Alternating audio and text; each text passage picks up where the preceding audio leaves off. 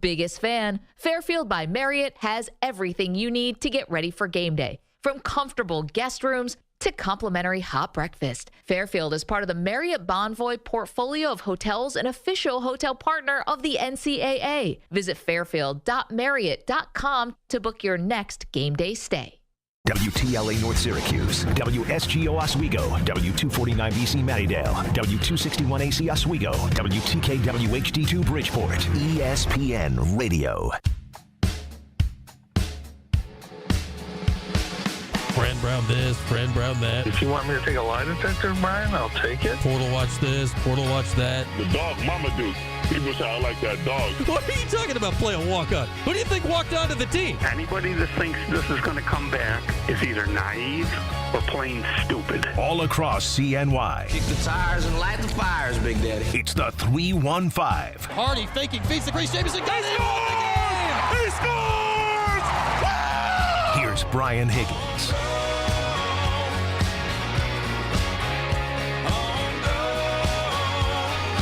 Oh, Monday, how we doing? Hey, did Syracuse beat Miami this weekend? Did anybody hear anything about that? What a game. What a game. 24-hour rule, my butt. We're still buzzing about this almost 48 hours later. Huge win for 80 million reasons for Syracuse football on Saturday, and we'll get into all of them, as many as we can throughout the day. Croton, bowl game, Fran Brown, Kyle McCord, all of it. All of it. Front and center at the Dome on Saturday in one of, and we'll get into this as well, it's one of short list the best games that building has ever seen on the football field. And it has seen its fair share over the last 44 years. But we'll get into that today in the Cuse, Utica, Rome. Sup, Rome?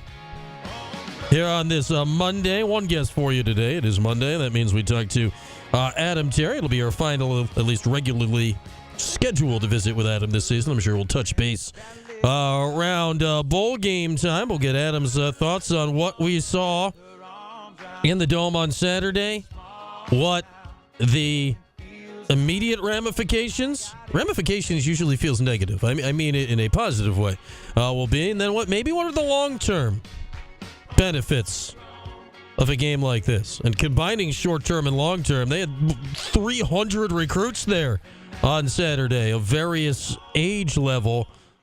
Any of them going to be signing in 2 days from now when National Signing Day hits, early signing day hits at the start of the early signing period for football on Wednesday. So, yeah, Syracuse has a massive basketball game tomorrow on the road at Tennessee. But football is the talk of the town right now. We'll get into any and all of that today, and your thoughts as well at 315-437-7644 for ESPN 44. Feel free to join anytime throughout today. Besides Adam at 4:30 or thereabouts.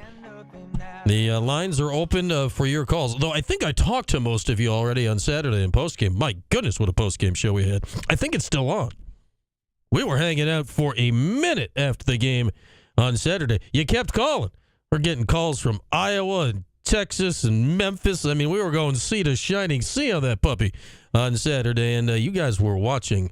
That was, shouts to all of you, that was our most watched event ever in the history of Q Sports Talk, the postgame show on Saturday. So shouts to all of you for tuning in to that and joining us in the fun after Syracuse knocked off Miami on Saturday.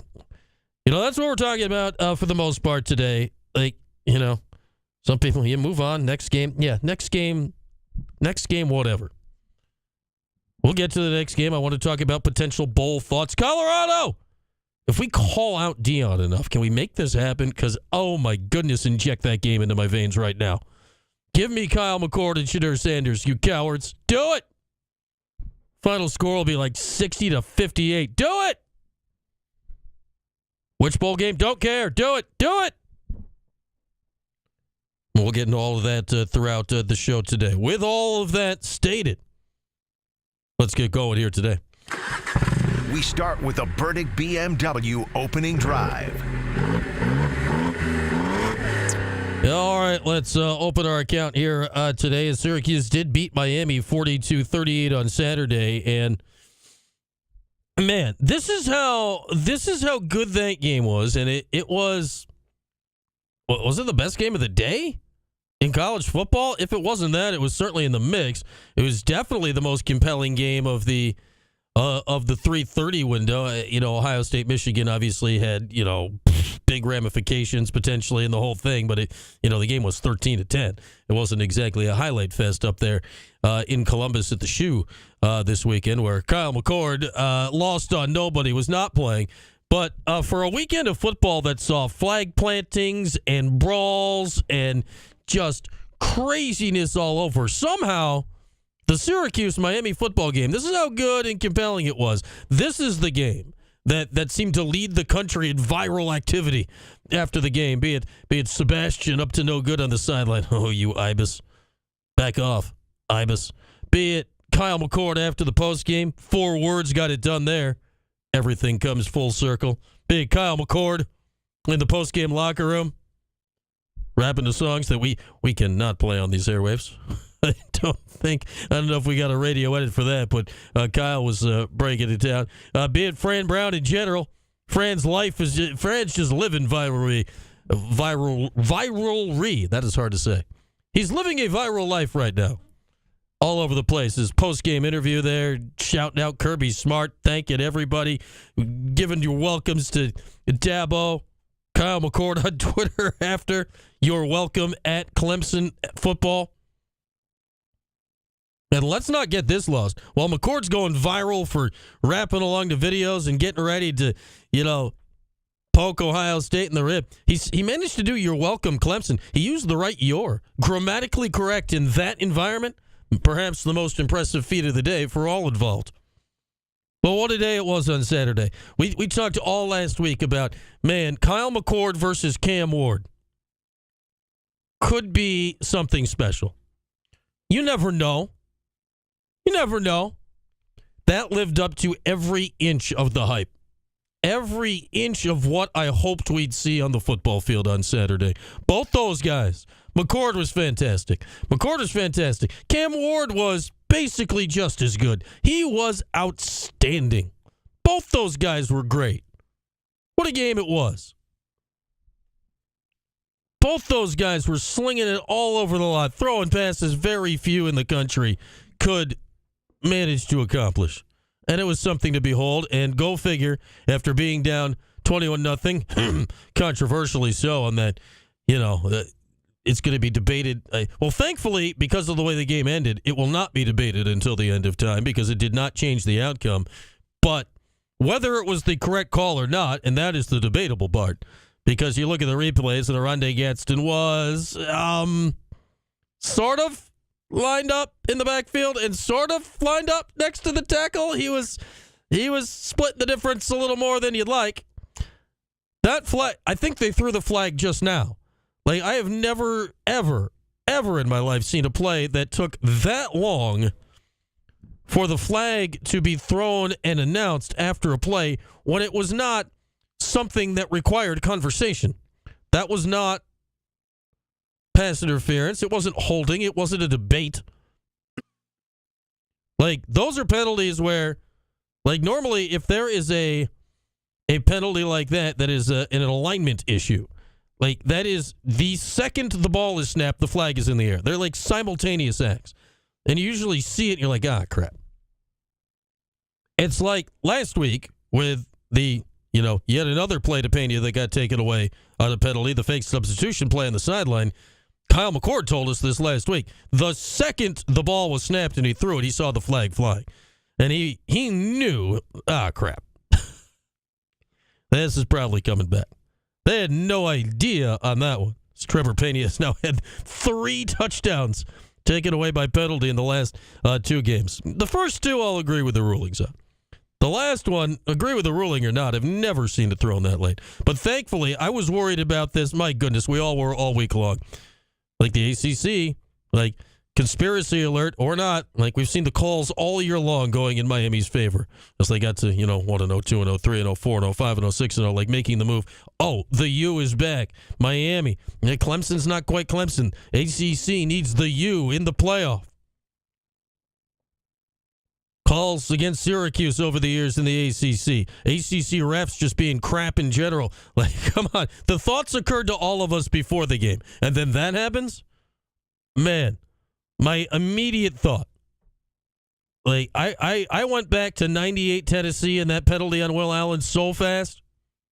Like, they're gonna get Tennessee'd right out of this game. Except this time by their own league. That time it was at least SEC refs that came in and did the job. But then they overcame it all. Fran Brown overcame it all. Kyle McCord overcame it all. LaQuint Allen drove the point home late. It was a magical game. A magical game. We'll get into ranking where it stands all time in Syracuse Dome history later on, but it's on the list. And it's on a list that's not very long.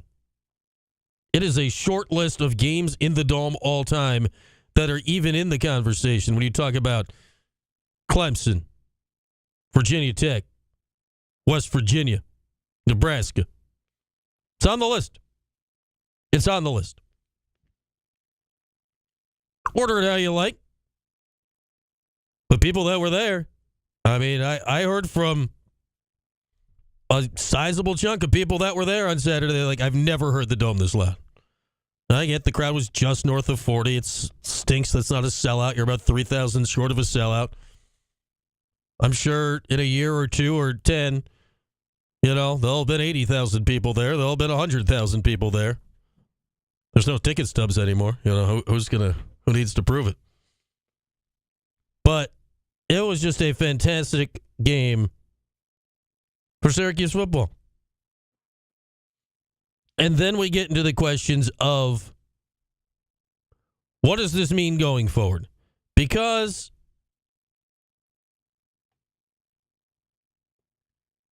the Clemson game in 2017 was what a moment. They were number 2 in the country, defending national champs. The games between Syracuse and Clemson up to that point in the league had not been close. And they pulled that upset on Friday, October 13th in the Dome in 2017 with Dungy and Zaire and the whole crew. And I'd say the thing about that day is it didn't feel fluky, like Syracuse won the game fair and square. But it felt like an upset. Like you had the Dante Strickland pass, just the way Dino and everyone talked all week. Massive point spread. Like, it felt like an upset. Like, Syracuse outplayed him. It wasn't fluky, but it felt like an upset.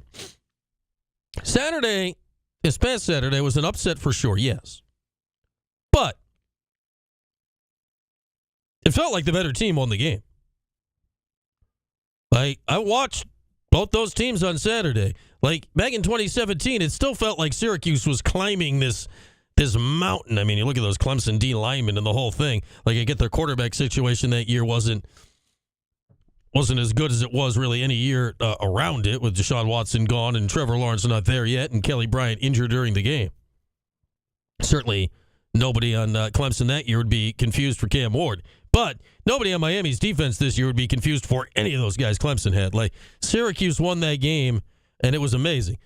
On Saturday, Syracuse won that game not by defying all odds, even though they were down 21-0. They won that game because they were the better team for at least the last 3 quarters of the ball game. The offense basically wasn't stopped the entire day, certainly in the second half. And the defense improved as the game went along. Blown off the field in the first quarter, figured it out, got better, made some stops, made some plays. Kept them out of the end zone when Mario Cristobal once again made an intriguing coaching decision not to go for it on 4th down. Instead, kicked the field goal and never saw the ball again. Syracuse was the better team in all facets on Saturday. Miami had the all-world quarterback who played great. Syracuse had the better quarterback, on Saturday at least. Mario Cristobal hailed, recruiter, top 10 team. Syracuse had the better head coach, on Saturday at least. Miami's defense, we know, this year not great, historic, all these things, all those guys over the years. Saturday, second half, Syracuse had the better defense. Syracuse won that game fair and square, and they were the better team. And, man, it was fun. And hopefully now, and this is where we project forward, because there's no game next week. There'll be a bowl game sometime. We'll learn that in less than a week from now. But what can this lead to? And I think that's where we look back at Clemson in 2017. Yeah, 2018 happened after that, but then it didn't lead to anything. It didn't lead to better players. It didn't lead to more wins. It didn't lead to anything down the line. It fizzled. Can Saturday be the jumping off point? And if the answer to that is yes, if we look back in 5-10 years, and that is clearly the accelerator, man, oh man, its stature in history is going to rise and rise and rise among the all-time Syracuse football games that we remember. Because, man, if it leads to something, we're going to remember it more and more fondly as the years go by. And with that, that's our Burdick BMW opening drive for today. With that, let's see how the markets opened here on this first Monday of December. And with that, we'll bring in our guy Bill from Lee Baldwin. All right, Bill, how'd this month kick off for you? Pretty quiet today. I think people are still exhausted from all the great football on the weekend, including the SU win. But we had Tech, the Dow fell 128 points, but Tech overall did very well. We're going to go with Amazon up 1% here on Cyber Monday, as the analysts expect 6% growth for Cyber Monday, spending about $13 billion. I think they're on tap for $40 billion spending on Cyber Week. So consumers are opening their wallet this week, at least online.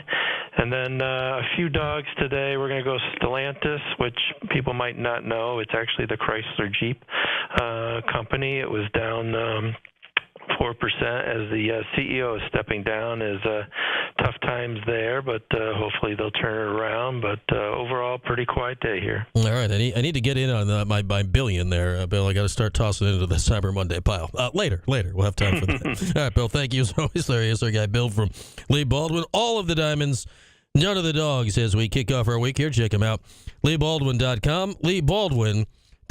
All right, let's hit a break. Phone lines open next, 315-437-7644. Talking football. We'll get to a little hoops in later with a big trip, tough trip, down to Tennessee tomorrow. Tennessee number 1 in the first official net ranking out today. So, big opportunity? Yeah, let's go with that. Adam Jerry coming up at 3:30. We're off and running on this Monday. It's Q Sports Talk and ESPN Radio. What's up, chat? How are we, YouTube? Global Pioneers got UAB scouted. All right. Yeah, I'll be intrigued to see what quarterbacks end up in the portal. That Miller Moss was out there today.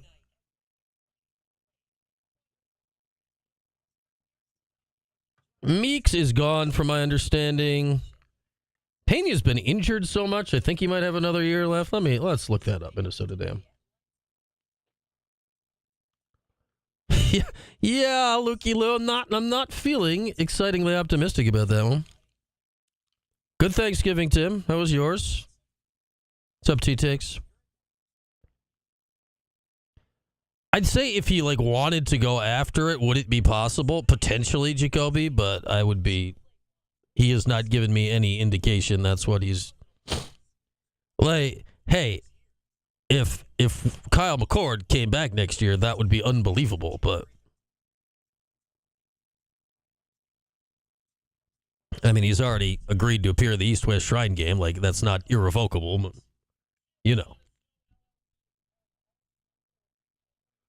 He'd have to get an NCAA, he'd have to, and who knows how fast the NCAA would rule on these things. He'd have to get an appeal done, but he'd have to get it done, before he did anything officially going to the draft. So I doubt the timing would work.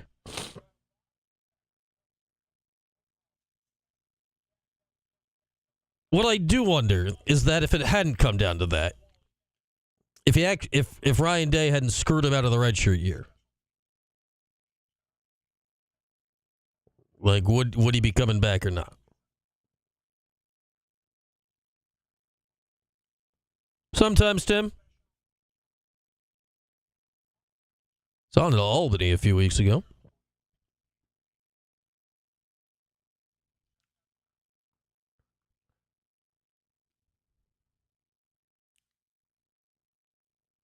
Yeah, Dan, the other side of that coin is, all right, let's say he could come back. How excited are we about that Tennessee game next year if you're going into it with Kyle McCord? All right, let's look at Trevor. Trevor's listed as a redshirt junior. Let's see. His freshman year was 2020. So, COVID year. He played 9 games, but COVID year, that doesn't count. Then his freshman year was 2021. So there's 1. 2022, played 11 games. 2023, injured. 2024, yeah, he's got a year left.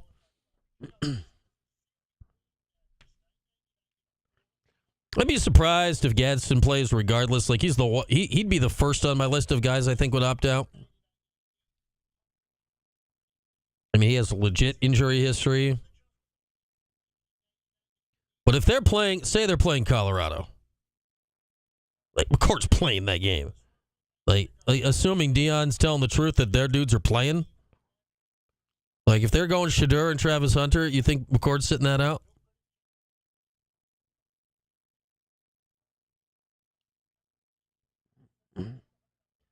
And that's just me speculating, San Diego Cuse, but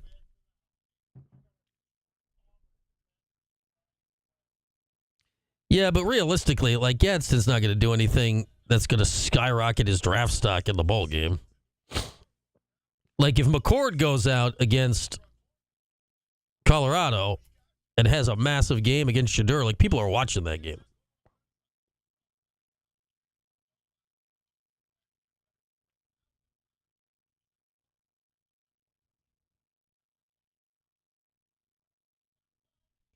All I know is McCord playing in the bowl game will certainly determine my level of getting hyped about the actual game versus just the idea of it. All across CNY, it's the 315. Here's Brian Higgins. All right, rolling along here on this Monday, talking a lot of Cuse football. Hoops tomorrow. We'll hoops it up tomorrow. Get you ready for Tennessee. Full coverage here. Pre, post, the whole deal. But right now, we want to get to the phone lines at 437-7644 for ESPN 44. And let's start off with our guy, Gavendo, here in the Cuse. What's up, Matt? Hey, how are you? Good. Great win. I thought they played really, really good. I'm really excited to see who they get matched up in the bowl game. Yeah. Colorado. I like Michigan. And Portnoy was, I don't know if you saw his tweets, but he was tweeting out Sam Holland's video of McCord dancing in the locker room because obviously he's a Michigan fan, hates OSU. Mm-hmm. Did you catch that? I did see that, yes. So that was good.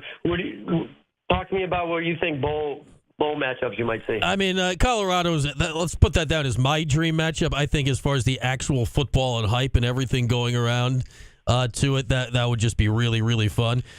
You know, if you told me it's Michigan and you could set up the McCord can beat Michigan when Ohio State couldn't think, yeah. like that would be fun. That's a great storyline, assuming Kyle would play in the game. You know, after that, we'll just have to see. Like, I don't know, like, could they play, like, I don't know, an LSU or just, like, what kind of name brand could they play? Because I think the more name brand the game and the opponent is, the more likely McCord is to play in the game. And that's my hope. I'd love to see Kyle play another game for Syracuse.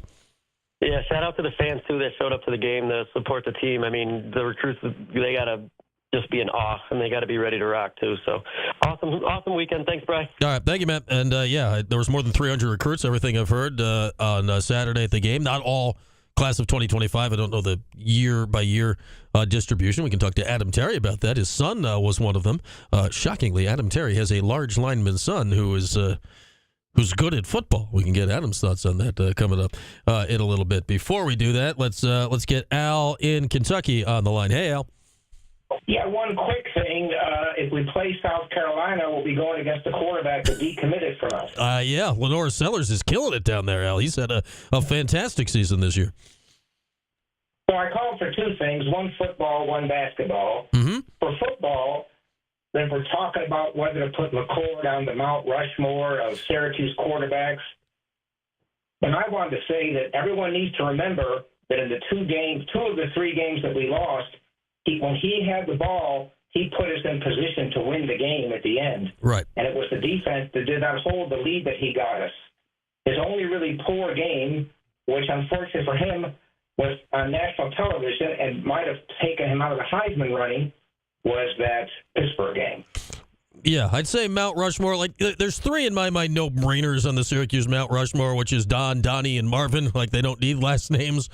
So you got a fourth spot. It would be Nassib, Dungy, or McCord.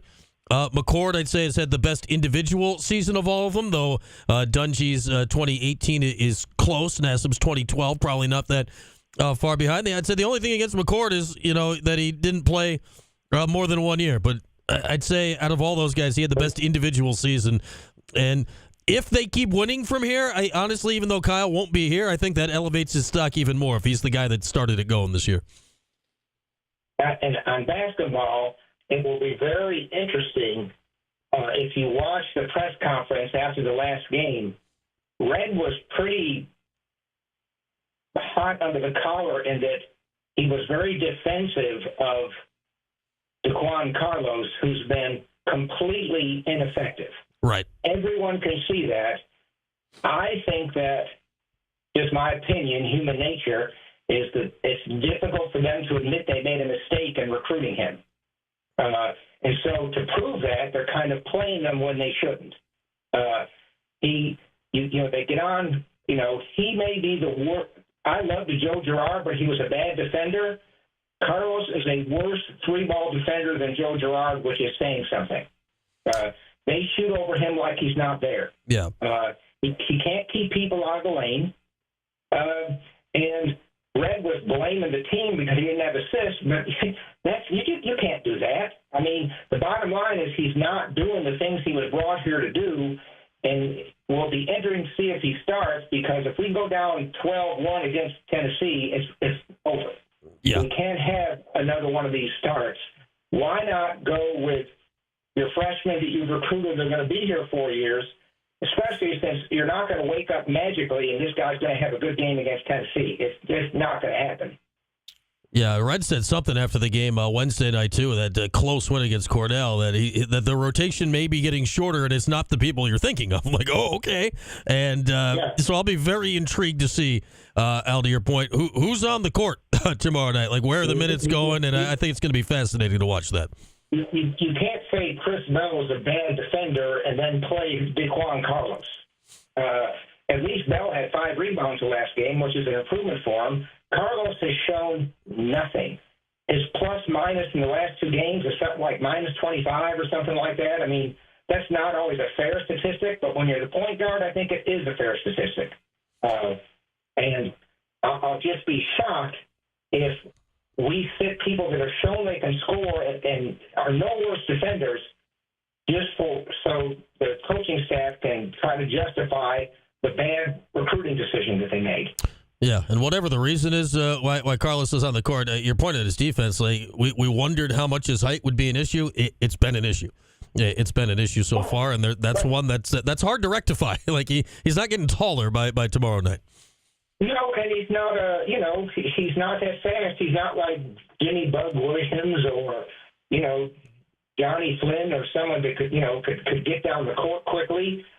He doesn't. We don't play well in transition with him either. It just doesn't. He just not the success. It's time to cut your losses and go with the future. Yeah, I do like Chapa. Chapa's defense isn't all great either, but he's at least bringing you something at the other end of the court right now. You can score, and then you have Taylor, and that's your 3-guard rotation. Yeah. Until Westry gets back. Yeah, and we'll see when that ever happens. All right, Al. Thanks for. May bring him. Who knows? Yeah. All right, Al. Thanks for the call. Have a good day. Appreciate your show. Absolutely. Chance was apparently he was on the field Saturday. He stormed the field, so there was a Chance Westry sighting on the field at the Dome. So there's that. All right, let's take a break. We'll not keep Adam waiting. We'll get Adam Terry's thoughts on the magic that was in the Dome on Saturday when we come back after this. It's Q Sports Talk and ESPN Radio.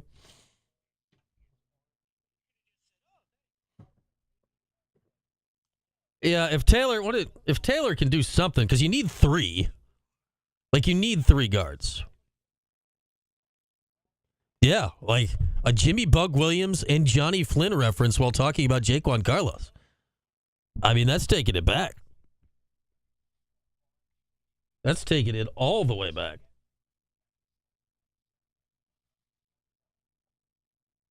Never really talked about the Cornell game. We didn't have a show the rest of the week, and it's faded.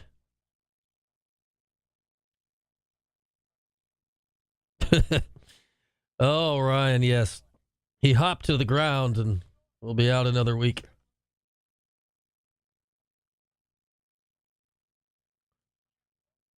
You have been the leading charger for Taylor, Dan. Like, they need... Like, Chapa's going to play. Obviously, JJ's going to play. They need a third guard.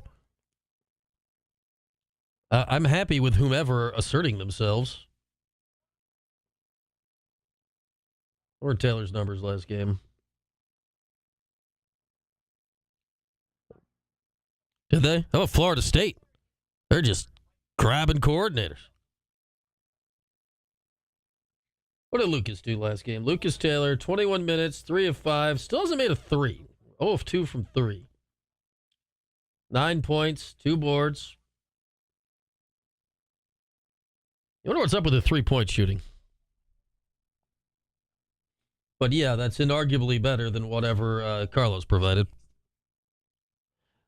Yeah, like, I'll say this for Chapa more. His defense is bad, but he's a freshman, and he's giving effort. He's giving effort. Yeah, Brooklyn Vic will fix it. And Lucas Taylor gives effort on defense and is at least big enough. Like, Jaquan's not a lack of effort. He's trying. You don't see him, like, dogging it. He's just tiny. And if you're going to be small, like, Johnny Flynn wasn't big, but Johnny Flynn is, like, shortlist one of the most explosive athletes in the history of Syracuse basketball.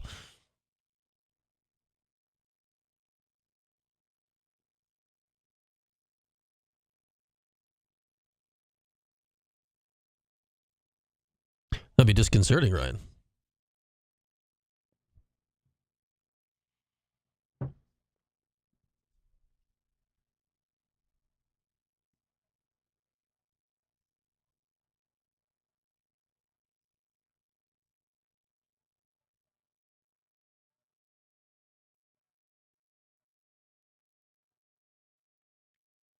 Yeah, the Chris Bell experience is just...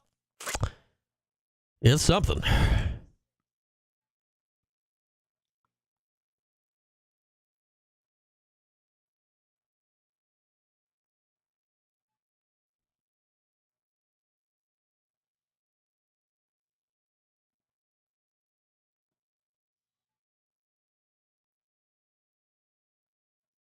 Oh, chat. I'm going to toss this out to you now. We'll revisit it. As you can see from the graphic there right now, it says pregame tomorrow's at 6:30. The thing is, the game's at 7:30. So we have two options here, chat. We could just keep it rolling after my show and do pregame from 6 to 7, or we can have it leading straight into the game and go from 6:30 to 7:30. So your input is welcome because the options are available in both ways. 2 votes, 6 to 7? No, I have not sent you cues.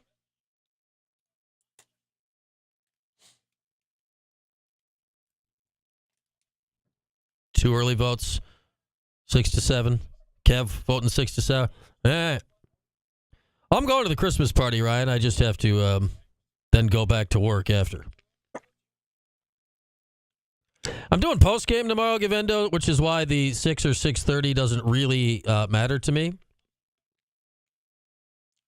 Because I'm just going to stay and watch the game here anyway.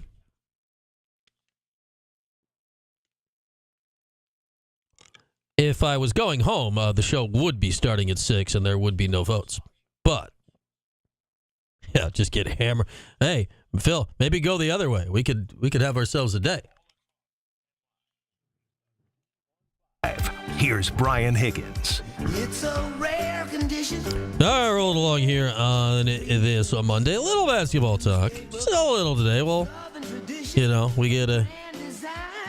We're just crowdsourcing in the chat whether we should do pregame from 6 to 7 tomorrow or 6:30 to 7:30. Currently it is 6 to 7. Just keep it rolling. Keep the party rolling. And then you can, take a little break before the game. Well, we'll get it sorted out. We'll make a final call on that before the end of the show today. But we'll be here one way or another tomorrow for the show, for pregame, for postgame, for the whole deal, for basketball. But for now, we're not done talking about that football game yet because, my goodness, what a game it was. What a game it was, Adam, as we bring in Adam Terry here. That's up there, Adam. You've seen a lot of games in that building. That's got to be high on the list of games you've been at. Well, for me personally, in attendance at anyone, I think that's the best game I've ever seen for Syracuse, right? Like, it was, I'm up there, packing stuff up. We're down 21-0, and you think you're going to get blown out of the water, and then all of a sudden you start to see the resiliency of this team, and all of a sudden you're like, oh, okay, we got a game. Oh, okay, we win this game.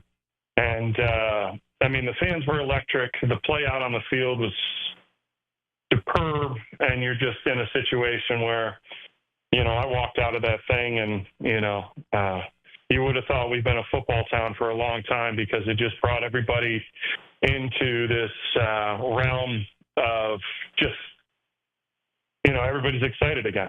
So Fran is a dynamic person. His personality permeates, his toughness permeates back through the ranks, and those guys went out there and played a hell of a game, and it was led by Kyle McCord. And what other person to throw the kudos to is just a guy like that.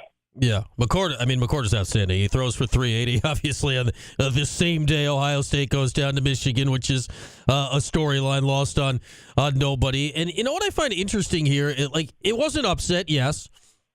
In some upsets, I go back to the Clemson game in 2017, Adam. Syracuse won the game. It wasn't a fluke they won that game, but you could tell they were fighting uphill to scratch and claw that game the whole way. This game, once the Orange got rolling, I'm like, they're the better team. At least on Saturday, that wasn't a fluke, right? Syracuse was the better football team out there. Yeah, it's the first time that you match up against a top 16 or a top 10 team, and you're like, okay. When you stood on the field prior to the game, you're like, okay, they still have a little bit different, but we're closing that gap on this arms race. And I think when I step back, the only thing that I saw out of Miami is that some of those young freshmen were game ready. And what do I mean by game ready? We've put freshmen in the game, but they might need to add 10, 15 pounds, something like that. And They've gone out and they've played early.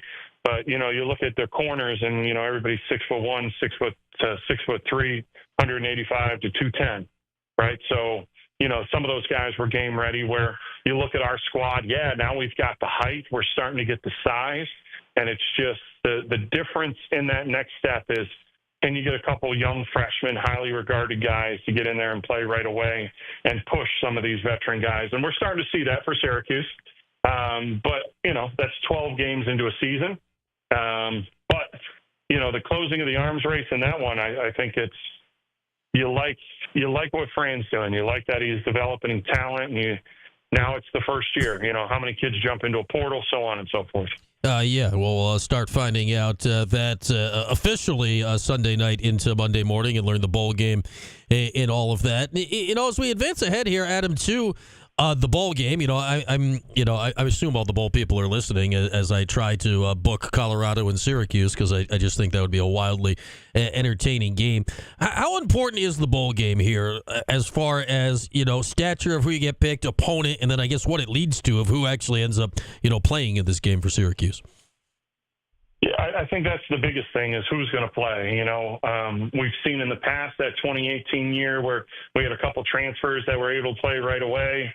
So that was pretty cool. But now you're in a situation where who are going to be the guys, right? Is Kyle McCord going to play? I would say most of our guys are going to play. Who on the other team is going to play? What the biggest thing for this is even if guys don't play, it's a development opportunity of those next 15 practices to get young guys or guys that transferred in the portal, and now you have this expectation of like, okay, yeah, you're a sophomore, you got a couple of years left. Next year's your year, you got to get ready. So that's where the big thing about this bowl game is, because it's crapshoot. You don't know who's going to get in there and who's going to declare or who's going to stay and all these different things. So the biggest thing for Syracuse is you got to kind of throw caution to the wind and see who's going to play. And then also you've got to make sure that this next level of talent gets developed, because it's a tough schedule next year. Tennessee, which is hanging out there for basketball tomorrow night, is hanging out there for the Qs to open next season down in Atlanta. We all know that's going to be an incredibly tough game for whoever's playing, starting, and certainly at the quarterback spot. We know it won't be McCord next year. I guess that's what the weird thing about the big picture, right? Like, you'd love to play McCord and celebrate him and have him go out. You can understand the reasons why he wouldn't play. Like, if you're a Fran Brown, what's more beneficial to Fran? Rolling out there with Kyle again and, like, having another big game with this guy? Or being like, all right, let's get the Jakari Williams or something like that experience on a big stage? What makes more sense, do you think, for the program big picture? Well, I mean, selfishly, you want to see the program go 10-3 and have a fantastic year and ride off into the sunset, create more records for Kyle. But it's that changing of the guard. Do they have that personnel inside the locker room right now, or are they going to have to do the same thing and go and look and see where it is? So it's kind of one of those where it's love to see Kyle play, but then also, do you have that next quarterback in waiting, or are you going to have to go out and find somebody like they did with Kyle? The hard part about something like that is there's not a lot of Kyle McCords floating around with a one-loss team from the year prior. No, and we look at Saturday's game, I'd say, like, the two portal quarterbacks from last year that played the best this year, they were both on the field on Saturday. There's not many of those guys out there that have that level of success. I was so impressed the way I get the quarterbacks aren't playing against each other, but at the same time, like, Cam Ward had a fantastic game, right? Like, he's dealing from the start, and McCord was able to out-duel that by the end of the game. Yeah, it was it was impressive. I mean, I've sent out a text to the Senior Bowl, and they got the invite out to Cam Ward, I think, last week or the week before. And, I'm sitting there saying, oh, well, you got Kyle McCord, too. You better get him on the radar pretty soon. So it was a fantastic look. Hands down, if you weren't at that game, you missed a fantastic opportunity to. You can watch it on TV, but that place was rocking. You've got the wave going on. I haven't seen one of those in years. And even if they were doing it, there were probably spots and blank spots in the wave. So, you just saw that, and you saw the dynamic nature of what it was. You had Miami fans there. Yeah. So it got even louder that Syracuse was able to change that volume and the decibel level, because there were other people in there. It just wasn't all Cuse fans. So that, my son was there, and he had some buddies there. Like, it was an amazing game, right? Like, you walk away from it, and I have nothing else to say of, like, that's one of the best games I've ever seen in my life. And I've watched a lot of ball and been part of a lot of football, but that one definitely number one in Syracuse that I've seen. And, I played in the overtimes against, like, the Virginia Tech, and you saw the Freeney five-sack game and all these different things. And this was just like, it was cool because you were playing a meaningful game. And then it was even better because you went out and you did what you've been talking about you can do. And then you come and you culminate that thing with a victory, and, the fans rushing the field. The hard part about that was I would have loved to even seen it with the students. Yeah. Right? Like, that would have been crazy. That place would have been bonkers with the student section. Yeah, that's what's too bad with it being on Thanksgiving weekend, and then I'm not being back with the tickets and the whole thing in mass yet, which is, it's disappointing because, there's your sellout. There's pandemonium on the field after if that's the case. I'd say, I mean, realistically, I mean, you played in a bunch of these games here, Adam, but like post McNabb, the only game you could even remotely put in the conversation with that one is the Clemson game in 2017, unless you got some. I mean, your Virginia Tech win was really good, but like those two seem historic here at this point. Yeah, and it was done by the quarterback play. You look back and you say, how was the Clemson job able to be accomplished? You played solid defense, and the quarterbacks, go around and start slinging it around. And, this one was offensive line played well. That was my first thing is like, hey, one, can you pass protect, and can you stop the run? That's always what you fear going into a game, especially with our history of not being able to stop the run and then, getting beat up in pass pro. But you look at it and, one, Kyle McCord makes the offensive line better because that ball comes out quick. And then you had the defense, and those guys in the defensive line were really stepping up in order to we didn't get a lot of action towards the quarterback, but when it did, it really disrupted. Adam Terry with us. Adam, you mentioned your son was there, and I bring this up because your son was one of, if I have this correct, like more than 300 recruits at the game, and he is a large offensive lineman, much like yourself. Best you can, or whatever you're allowed to reveal. What is the getting recruited by Fran Brown experience like so far for the Terry clan? It's really in its infancy here, but it's just one where you look at what Fran talks about and what he's, I'm on the plane rides, I'm behind the scenes, not all the time, but just in the general sense of what he talks about is who he is. So it's, talking the talk, but he walks the walk as well. And, at the beginning of the season, you're sitting there going, oh, okay, here's another guy that's talking about this, he's talking about that. But the way that, look, I've never seen a head coach talk so much shit to the other side. Right, like I was impressed by that. I was like, okay, you're yelling across the field right now to Miami. I was like, okay, all right, can we back it up? And sure as heck, that's kind of what accomplished was guys believing in what they're doing and being held accountable. And there were great plays, there were not so great plays, but it just kept going. And the sideline really got involved. The guys that weren't playing were all engaged. So. With Fran, it's just what you see is what you get, and it's raw, it's untethered.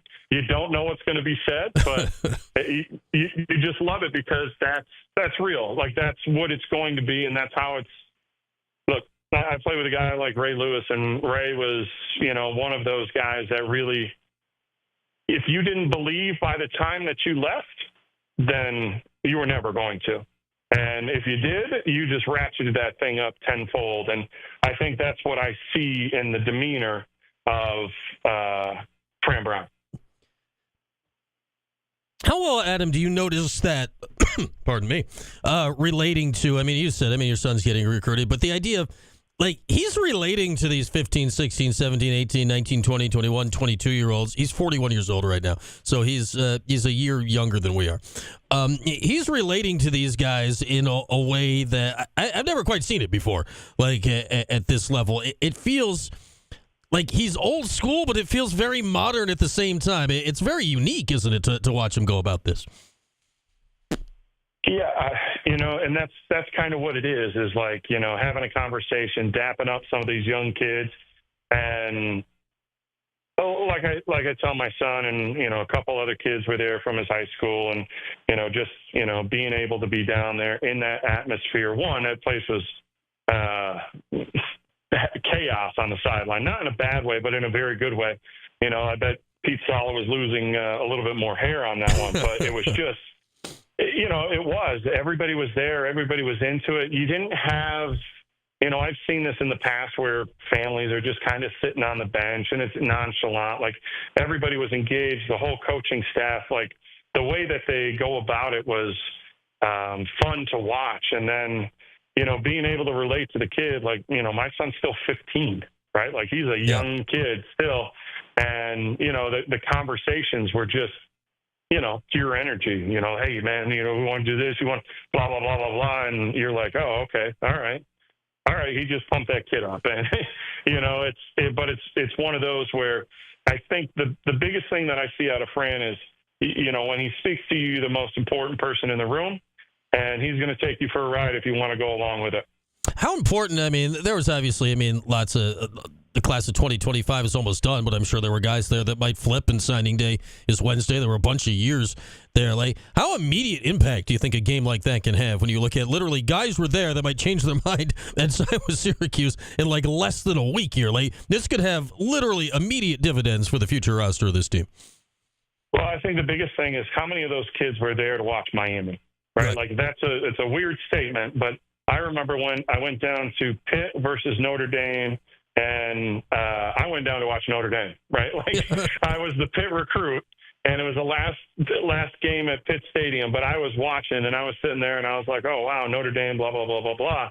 Like, how many of these kids on the sideline were rooting, not necessarily rooting, but like, hey, that's the U. They're on their way back. Mario Cristobal's doing this. And then all of a sudden, this wave of pure energy and get after it was, oh, man, like, I can play here. Like, this is cool. Like, I like this. It's the dome. And, it might be a little bit chilly outside, but like the way that this energy is, you're not going to play at Hard Rock and get that type of energy. I'm sorry. It's not going to happen. No. But if you go into the dome, you're going to get that energy and people are going to get after it. And you could tell that the defense, especially when some of these big plays occurred or a big stop, they were feeding off the energy. So it was, I said it pregame, and I might have said it with you last time, but it's like, hey, this was the first time in a long time that I've the moniker of like, hey, it's the Loud House. Well, now it happened once. Can you start repeating it? And it's the old thing especially for Syracuse. If you build it, will they come? Right? Like, will they be there? And I think at that game, it's getting closer. It's definitely getting closer. I think it's piquing the interest of everybody. And, some of the old souls out there that are like, this, that, and the other thing, you can't take that away. Like, what they just did this season was monumental. I'd say you mentioned Hard Rock. It's not that wild down there. It's not like the old Orange Bowl, though. When we were down there, whatever that was, I did get off the elevator at the wrong place, I guess, and I was accidentally in a nightclub. Like, things happen there that can't happen here. But you just never, what? Like, where am I? I thought isn't our booth? I'm like, what? Oh, they're like, oh yeah, just go through this door. I'm like, what just happened? Last thought for you, Adam. I look at this game and. I keep going back to the Clemson game for this reason. Because, like, at the time, like, Virginia Tech in 16, the Clemson game in 17, 10 wins in 18, it felt like it had changed, right? And then we found out that it hadn't.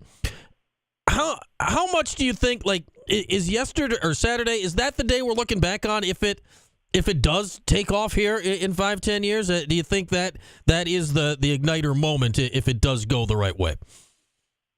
Yeah, no, hands down. I think what that game was is,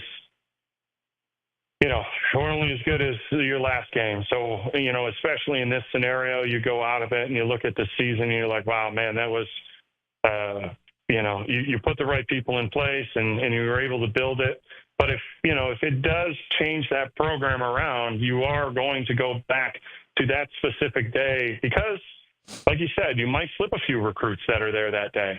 And you might get a recruit that, he might go somewhere else and then hits the transfer portal in a year or two. And the thing that sticks in his memory was that game, right? Like, hey, I remember I was watching that game. And, the biggest thing right now moving forward is, as everything, it's portal, it's continuity, it's this, it's that. But, it's all in a situation of just, you got to keep building. And who knows where that'll lead you. Well, it's been a wildly exciting year one. We'll see. We'll find out Sunday where the bowl game is and all that good stuff, and we'll find out in the years to come where it comes. Because, hey, if it leads to that, this game's going to be remembered even higher and higher, I think, historically, if it does turn into something down the line. All right, man, great to have you every Monday all season. I'm sure we'll touch base when we find out when the bowl game is and we get closer to that game. But thanks as always, and we'll talk probably in a few weeks. All right, sounds good, man. There he is, our guy, Adam Terry. Always glad to have Adam here on Mondays. And Adam said it. Like, Adam played 4 years in that building. He was here 5 years. He was a redshirt. He played in, Was it one of the best games? I would still, we'll get to this later. I still have that Virginia Tech 0-2 game, like top 10 all time in the Dome. It was a fantastic game because of the game. Like Virginia Tech was top 10 and all this stuff. It was a fantastic game. But, that's all it was. It was that day and, you move on. Like this was a game that it could be something. We don't know. But if Fran hits in 2, 3, 4, 5, whatever, we're going to be looking back to Saturday and remember that game as, okay, that was the day. That was the day. Hopefully it is the day. We thought Clemson might have been the day. It wasn't. It was a day. It was a great day, but it wasn't the day. We'll find out sometime if Saturday was the day. All right, let's hit a break in this hour. Brought to you by William Matar. Phone lines open for us the rest of the way at 315-437-7644 for ESPN 44. We're back after this here on Q Sports Talk and ESPN Radio. Dino, yes, well-bathed. Adam Terry with the naughty, naughty words. But I was on don't worry, people. You're allowed to curse it up on the internet. And I was quick on the dump button. Here's what we got, San Diego Q's. Tomorrow, I'm bringing on Adam Freeman from Rivals, who's their national ranking guy. Wednesday, we're still waiting to hear. They have not planned on if and when Dino will be doing a press conference. Last year, that landed during my show, and we just brought it to you.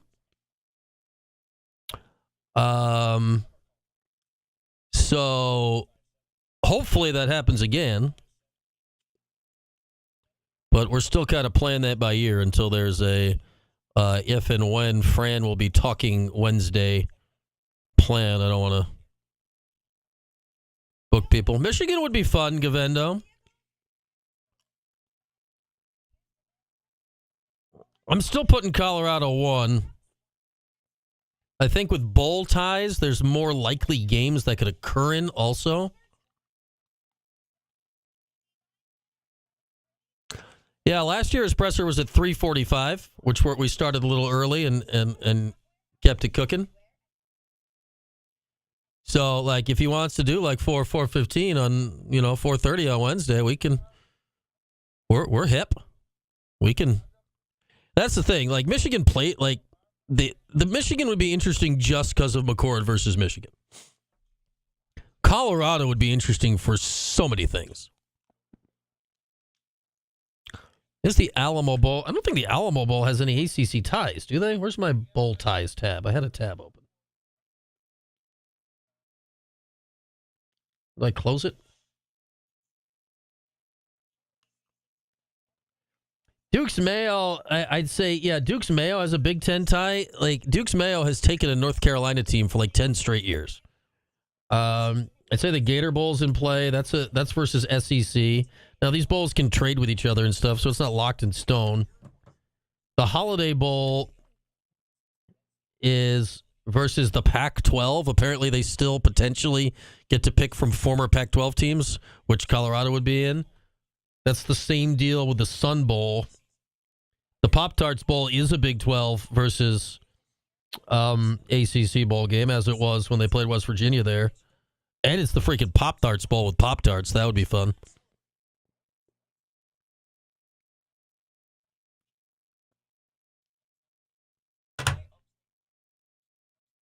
Where did I have that tab open? I had a better tab open. Here it is. Pastor Tim has said test.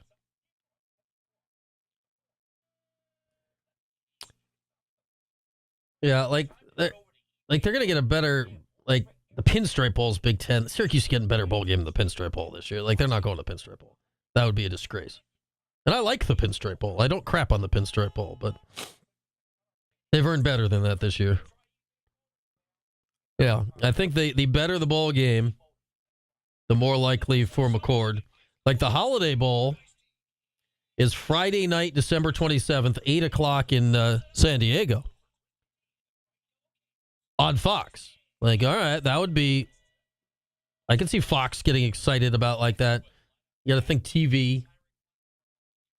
Pop-Tarts Bowl is 3:30 ESPN, Saturday the 28th.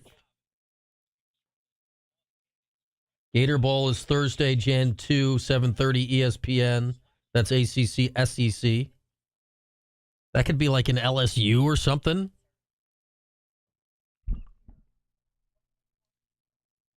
Alabama? Go play. Do you really want Alabama?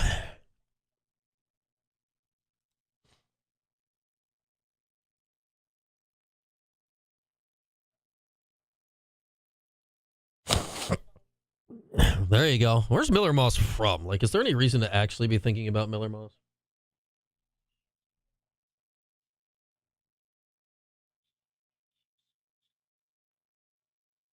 He's from Santa Monica? I don't know.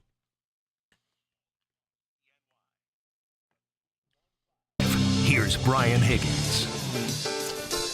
All right, rolling along here on this. It's Monday. Still that post-Miami glow from Saturday. What a game that was. What a freaking game. What a game. The game was like exhilarating, angering, exciting, frightening, jubilant. Like, it was amazing from start to finish. It was never dull or boring. Who's on the line here? Phone lines open, 315-437-7644. Is this call ready? I think we're looking. It's Scooter. We got Scooter coming up. Let's welcome Scooter in. What's going on, Scoot? Well, you're right about the ACC officials. They're kind of suspicious. Remember with Dungy's last year they're playing Florida State, and you heard this Southern accent referee go, like, we have an offensive foul on the Northern Yankees over here. So I knew that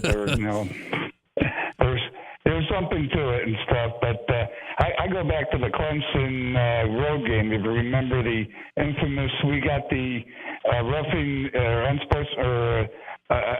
roughing penalty against the quarterback going out of bounds, and they basically roughed Syracuse quarterback, and it wasn't a call. So yeah, they had to be kind of blind on that one. So that's when Syracuse, I think, was still leading that game at Clemson. Yeah, I remember that one clearly. Yeah. And Syracuse was leading the game at the time.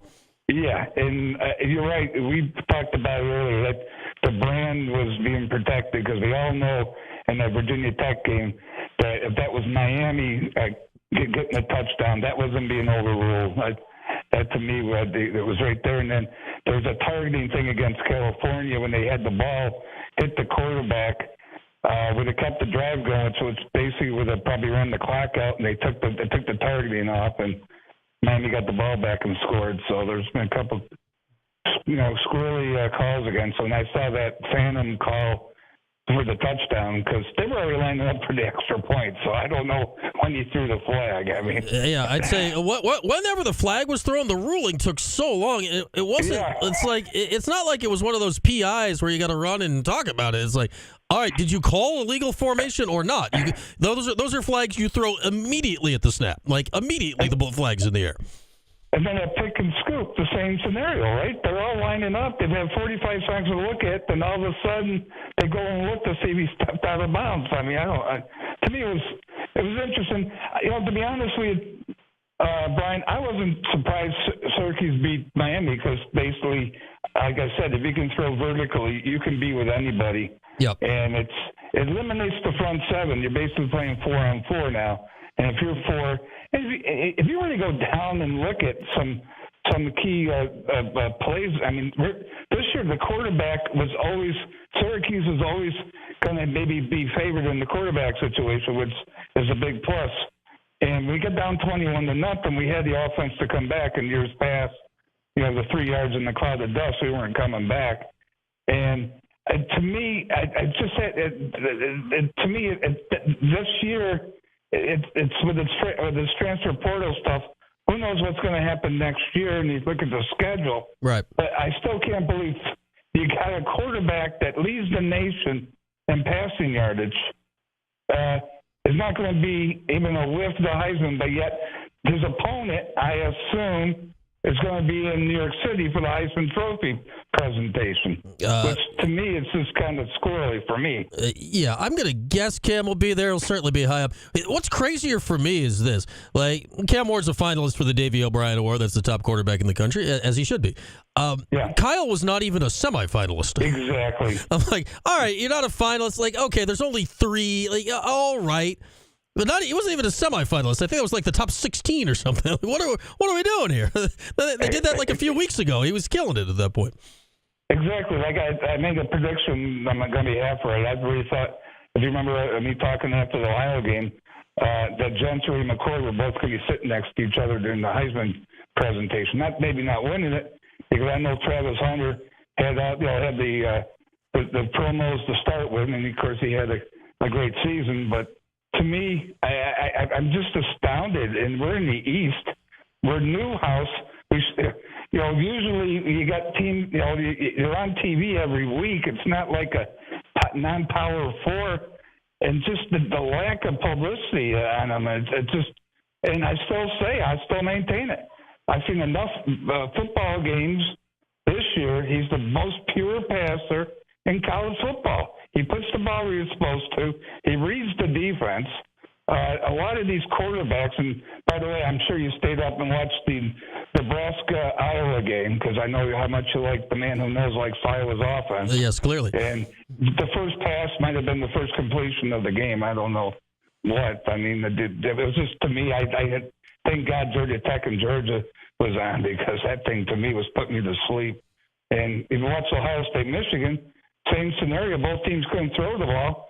You got to be able to throw in college sports, or at least have the threat, so you don't put 10 men on the line of scrimmage to stop the run. And that's why this year I thought Syracuse was going to be in every game. If the man who knows probably knows that I'm not using Holy Cross because I didn't have a line on the Holy Cross game, but over under their total points, what Vegas had, Syracuse went over it 9 times. And basically, if you can score over 30 points a game, you're going to be in every game. And because the difference is we could pass the ball, and to me, I don't get it. You could have somebody on that's, like the Davey O'Brien, who's saying, how can you have the guy leading the nation in passing? I know how many touchdowns comparably to anybody else. How you cannot have him in the 3 finalists, let alone the Heisman Trophy. Yeah, it's crazy. Yeah, especially since I say this too. All right, yeah, he's at Syracuse, whatever. It's not like McCord. Like, he got talked about a lot because of the Ohio State thing. He's not some random dude. So that I think was added a little more mystery to the whole thing, for sure. I'll say this though, he'll be remembered fondly here. So I guess that will have to be award enough for Kyle for this season. And the final thing was the field goal. Getting in instead of going for touchdowns. I always thought Syracuse was going to be the one we're going to be talking about, playing field position. If you're a passing team, I'm telling you, you'd rather be at the 10-yard line than the 3-yard line, because it gives you more yardage to work with. Because most of your vertical passing attacks are between the 15 and the 20, and it gives you more room. I'd rather be at the 10 than the 3 if you're going to throw the ball. And for him to basically kick the field goal, I can go back in history when Syracuse played teams like Boston College one year on the road.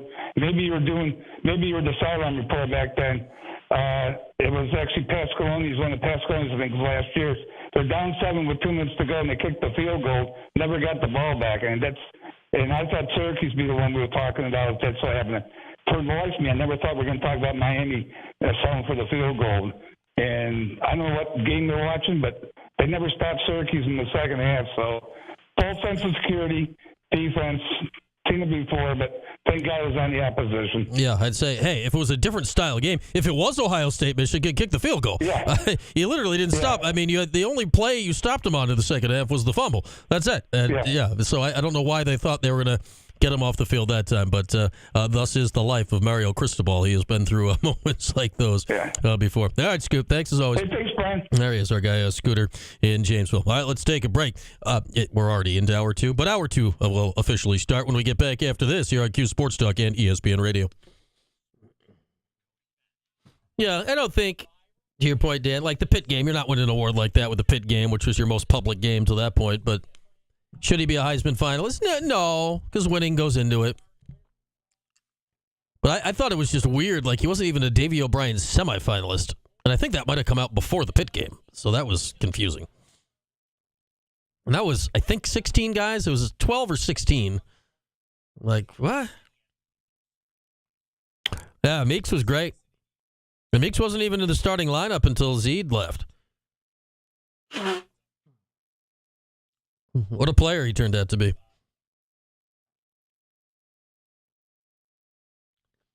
Yeah, I'd say that was, go back to what I said about Fran in the lead up to the season. Everyone was excited. I'm like, well, hey, we got to hold on. We don't know what kind of coach he is. I think he is, not that he was bad really at any point this year. I think he has gotten, like, he's not making significant mistakes at game management stuff. That was also weird, Ryan. But, I mean, I think he's, whether it's him making the decisions or he's listening to the right people, whatever his strategy and communication and system is, he's making good decisions. And Jeff Nixon, you look at, I think Jeff's in-game adjustments, for the most part, have been very good.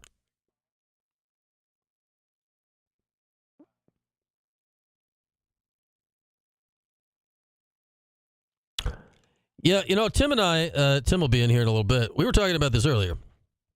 All right, so say you win just the Stanford game. Because realistically, no matter what, you weren't making the ACC title game, because I think it was Chris Carlson did it the other day.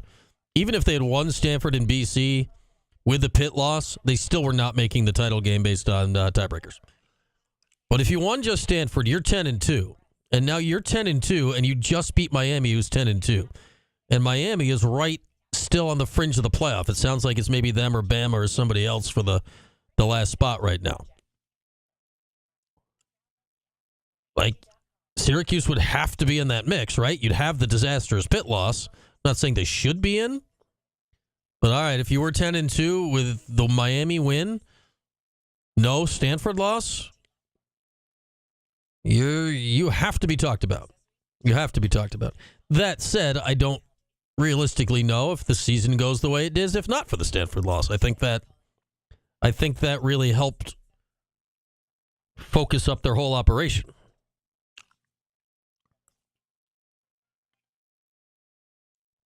Yeah, that's true, Dan. I'll say, what were they? I think they're 7-2 on one-score games. It's realistically they're just as close to being 6-6 as they are 11-1, but.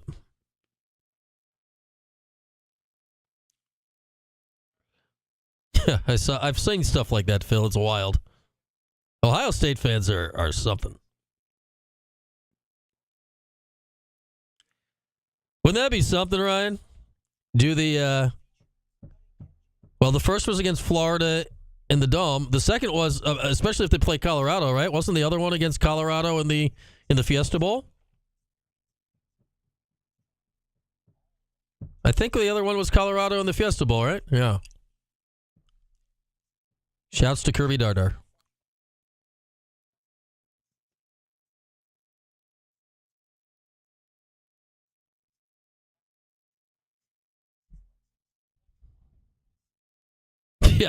Yeah. The fact that Kyle was not ACC quarterback of the week was funny, though.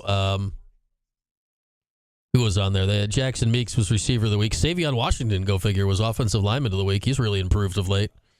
And somebody else was something. The Gator Bowl against Clemson. Yeah, Grant. You're right, Tim. All I remember about the Gator Bowl against Clemson is they won 41-0, and the beatdown was so bad. The sideline reporter was going around the stands getting Clemson fans to pronounce Clemson. I mean, Haynes had statistically had a 300-yard passing day, 100-yard rushing day, but, he didn't win the game. From a standpoint of status. Can't go backwards. Can't go forward. What am I gonna? Yeah, Kansas State Fiesta Bowl game, less fun. Looking at you, Michael Bishop. Did not enjoy that.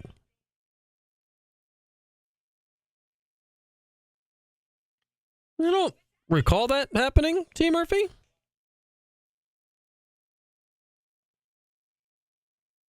I'll believe you, Dan. I just don't remember it. Coach P wasn't afraid of a good trick play. All across CNY, it's the 315 with Brian Higgins. Halfway home, we drive into the second hour with Burdick BMW. Man, we're so far halfway home that we're 5/8 so. Fran Brown, he's changing math. Fran Brown! What a weekend. What a game. What if, people are still buzzing. People in the chat, I've heard from people, the game was Saturday. I've been seeing people on Twitter and social media in the chat, whatever, that, said their head didn't stop ringing. They didn't get their voice back till last night. It's a long time after the game. Warnings of hearing loss when attending Syracuse football games at, yes, it is still the Loud House. And to Adam's point, no legit student section either, else that field rush at the end would have been some. And talk about, I know they have these for a variety of reasons at the Dome. Obviously, they put them up and take them down all the time. But Dome staff was how fast were they in folding the goalpost out after? Those puppies weren't going anywhere. That was, boom, goalpost reflexes. All right, but welcome in here to hour two. We'll give you a little basketball if you'd like, but phone lines open, 315-437-7644. I did a 20-ish, 19, 18, do the math. For the 25th anniversary of the Dome, whatever year that was, I did a ranking, a countdown of the top 10 Dome games in Q's history. And you got to revisit these things every now and again. And Syracuse, since then, in the last 20 years, has added 2 games to the list, I'd say, and they are the Miami game we just saw and the Clemson game in 2017. And, I don't really have a third one that really bears mentioning for the top 10 games in Dome history. The way I did it back then is I had number 1 was 87 West Virginia, for all the reasons you'd think. Number 2 was 84 Nebraska. My personal favorite game out of all the games, I put it number 3 because the stakes weren't quite the same, but I had 98 Virginia Tech. Because, holy moly, what a game. Saturday was a game. That Virginia Tech game was a game. That game was ridiculous. Returning 2-point conversion for a touchdown with a ridiculous 78 holds uncalled for Virginia Tech, and then McNabb puking and the whole thing. I'm still leaving those as my top 3. As good as Clemson was, as good as Miami was.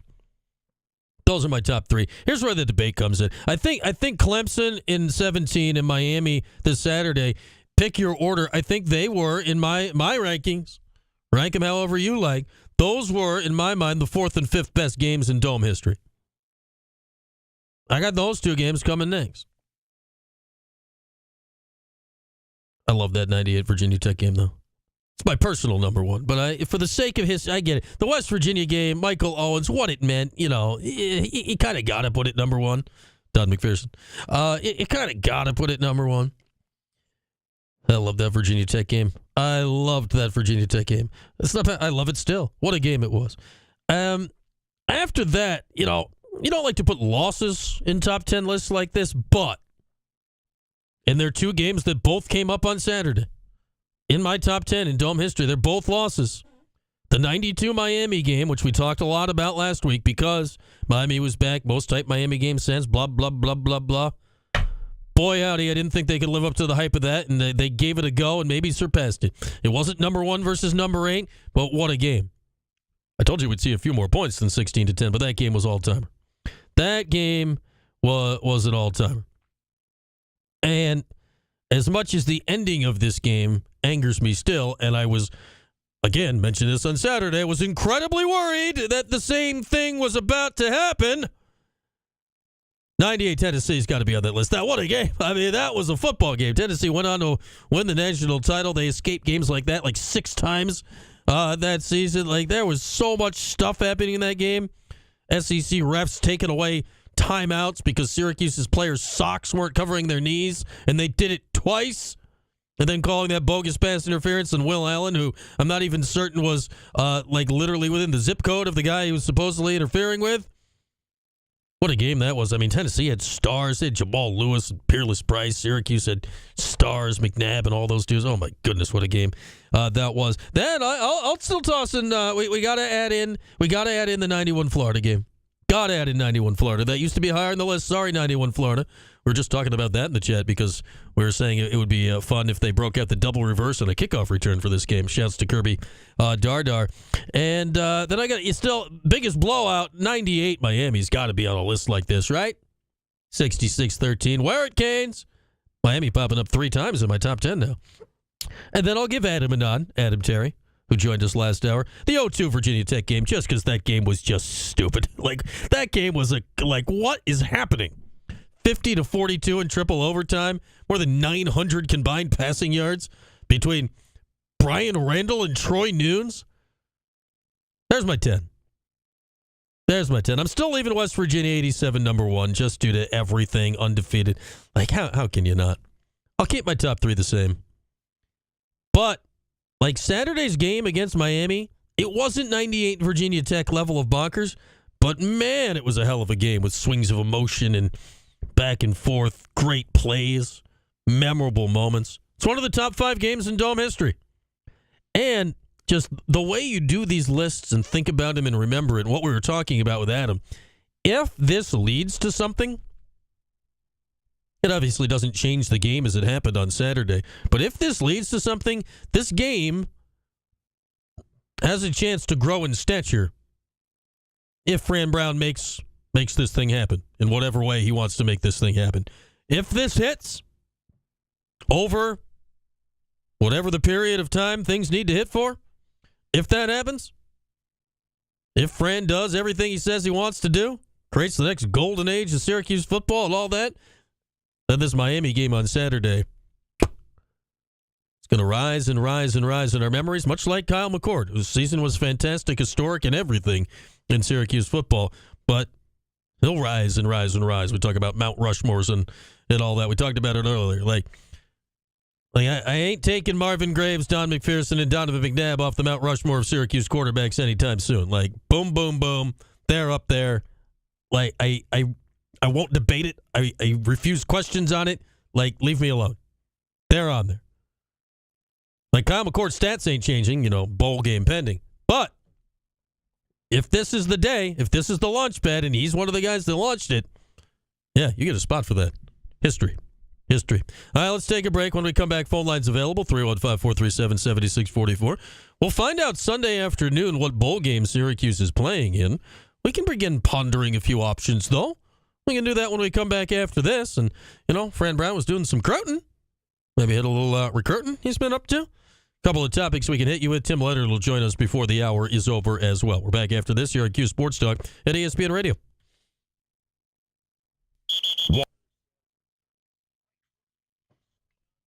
I had 87 Penn State was in my old list of the top 10. They have been bumped. That game has been bumped out. It's been bumped out.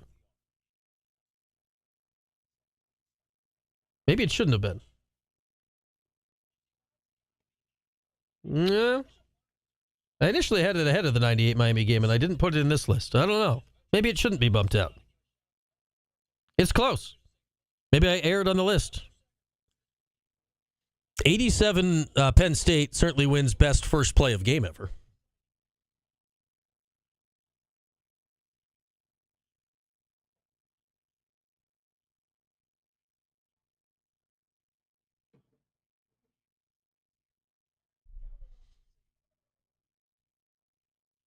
Yeah, 87 Penn State game. Always loved the Coach Mack and Dwayne Mack stories about that.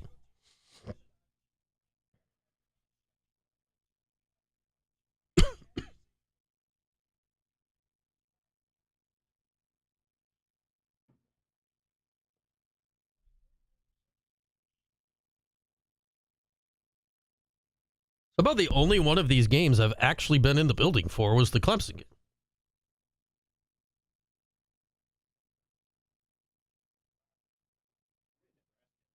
Yeah, number 2. Yes.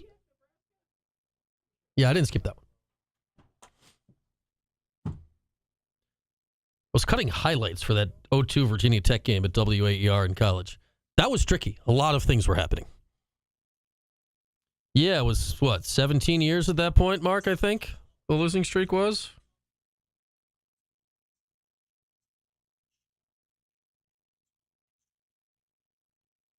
Yeah, Virginia Tech, that was ranked. That was a ranked v. ranked game in 98. Hang on. I had the media guide open for something. That was,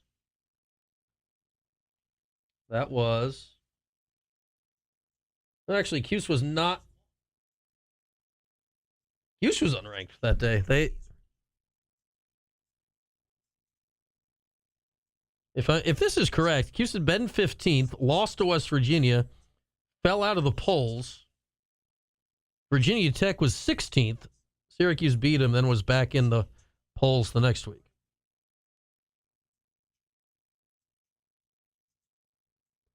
That game was terrible, T. Murphy, and I stand by it. I hate that game. It was so bad. There were so many missed kicks. Some of those kicks missed so bad they missed the net. I was at the Vic Freeney game. That was a game now.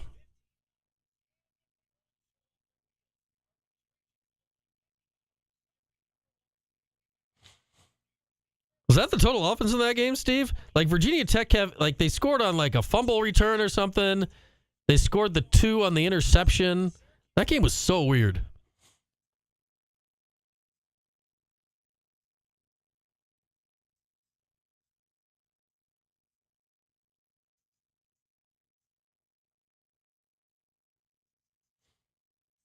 Yeah, the McNabb era teams were the opposite of the Dino teams. They lost silly games early and then scorched people late. Yeah, that 10th. I think there were 7 missed kicks in that game, T. Murphy, and they were like all short from the pit kicker and was it Schaefer? Who was kicking for the Orange at the time? Was it Mike Schaefer? I refused to put that game in the best games list when I initially did it because I hate that game.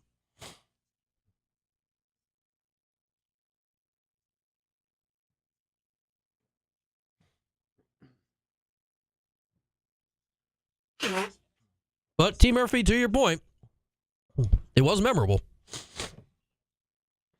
94 opener. What was that, a 1-point loss or something? The Kevin Mason year?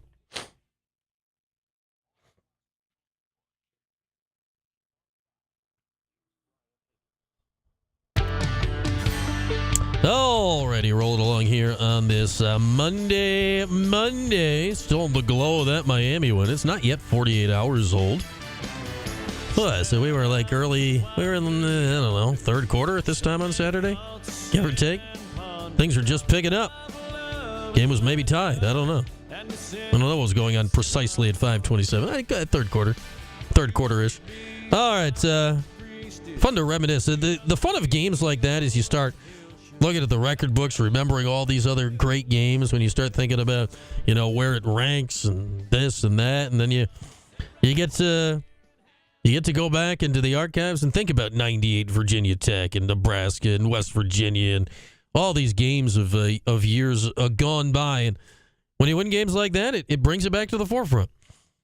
And we'll see if Syracuse gets another chance to win a memorable game in the upcoming bowl game. We know bowl seasons, the 12-team playoff is here. Obviously, that will be front and center stage.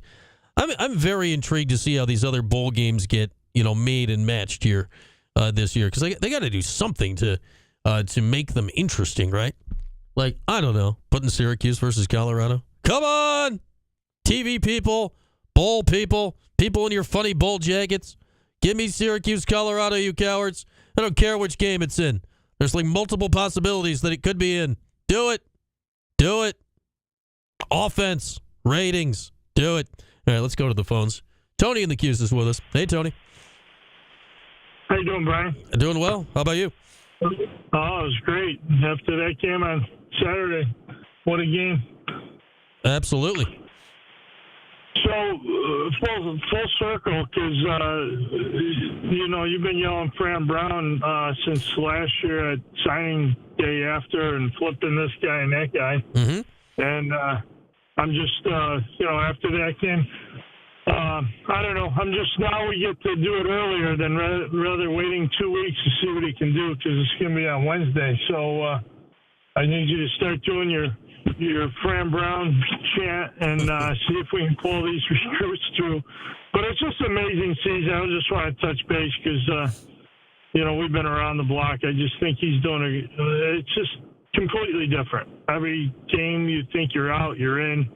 And I just hope he keeps going. But,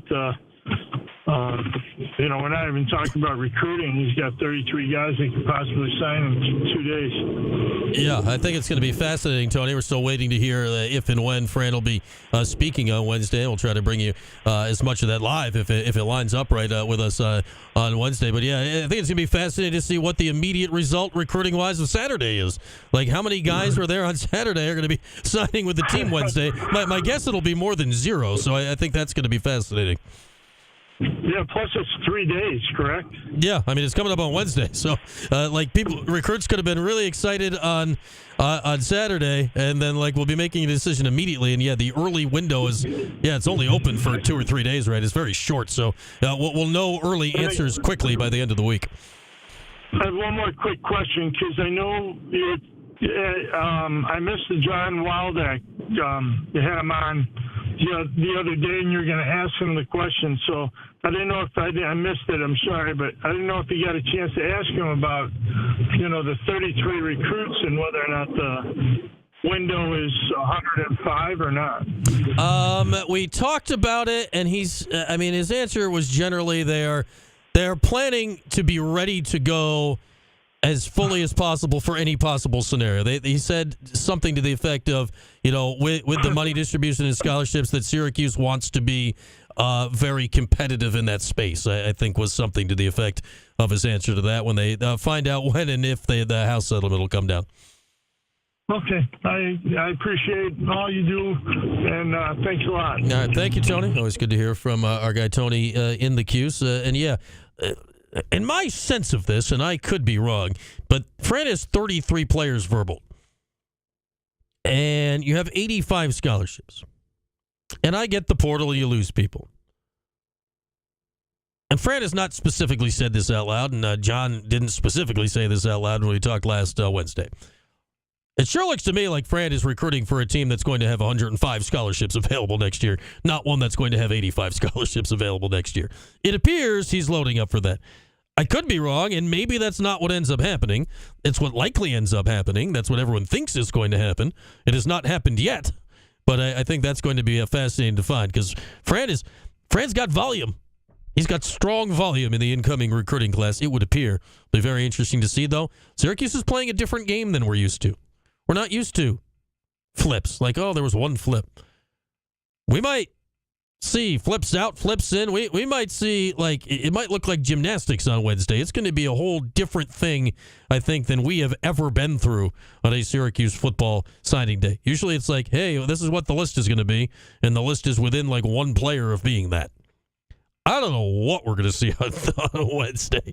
I think it's going to be a fascinating day in a few days for Syracuse football. All right, with that, we will take a break, and when we come back, we'll get Tim Leonard in here. We'll do a little 4-on-1. We'll do that next year. Tim was on the sideline of the game. Did you know that? He survived the post-game aftermath in the Dome.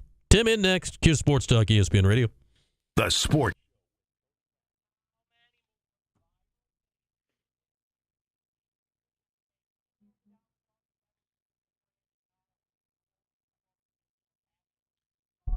I actually agree. My whole plan with 44 for football in every sport is give it to a veteran. Yes, LaQuinn Allen, Floyd Little, no. But I think it would be a good middle ground of the people that only want to give it to the running back or this, that, or whatever. LaQuinn can have a year of 44. I don't know if he'd want it. I mean, Sean Tucker didn't want it. And then hopefully, if you do it, then it starts give it to a different guy every year, and it doesn't have to be a linebacker, or it doesn't have to be a running back. Do I think this is actually going to happen? Probably not. But But I think if you popped that on LeQuint for a year next year and like had Fran reintroduce it as the melding of the past and the present and the future, and to use it in that way, not as necessarily a recruiting tool, but a, this is the face of Syracuse football this year tool, I think that could be fascinating.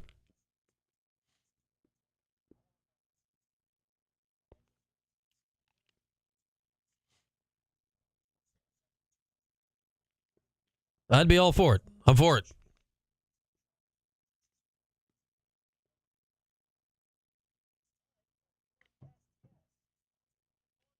Yeah, because, it's getting to the point now. It's been so long. If you're not going to reintroduce it, what are you doing with it? And if you're not going to do anything with it ever, so be it.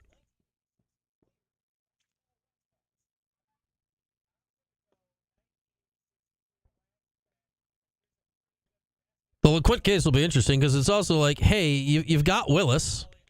It's not like the cupboard's barren at running back. Yeah, if it waits too long to that point, you're running out of anyone it would be relevant to.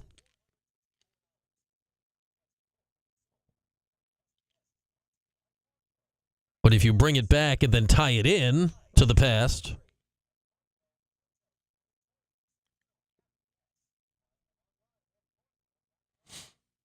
they were important. I mean, DC and John Wallace were important. They were not Jim Brown, Ernie Davis, Floyd Little important. I still say this, though. I'd be for using, make it go all in, do the same thing I'm suggesting for every Syracuse sport. 44 is the zip code. Do it on women's lacrosse every year. So here's 44. Do it, make it a thing.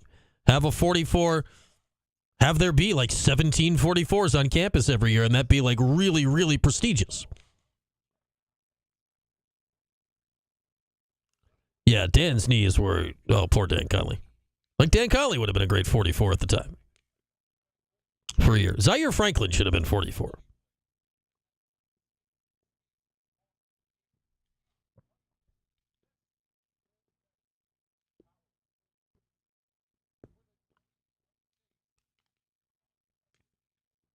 I mean, yes and no. Floyd is a college football and pro football Hall of Famer. And I love John Wallace in D.C. Oh, look, it's Tim. We found Tim. He did. Now he has to survive the state of Texas. That's true. At first I was like, what am I going to Texas tomorrow? That's right. Yeah.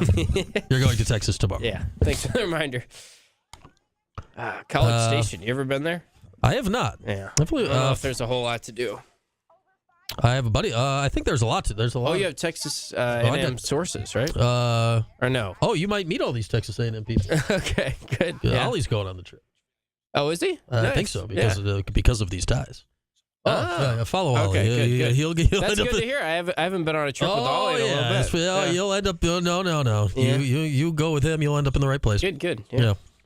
There you go. To have usually when Ollie's there, I have more fun. So. Oh, you'll have. You'll have the fun. Yeah. Yeah, do that.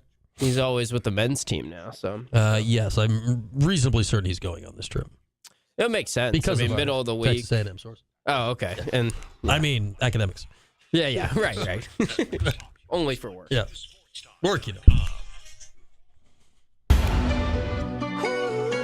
All across CNY, it's the 315. Here's Brian Higgins. Here I am indeed on this hour, brought to you by DVOffers.com. It's powered by Drivers Village, which to date remains in Cicero. Here's the 411. Hello, and welcome to Movie Phone. Oh, wait, you serious? Let me laugh even harder. In the 315. So you're going to be doing that all week, right? Nah.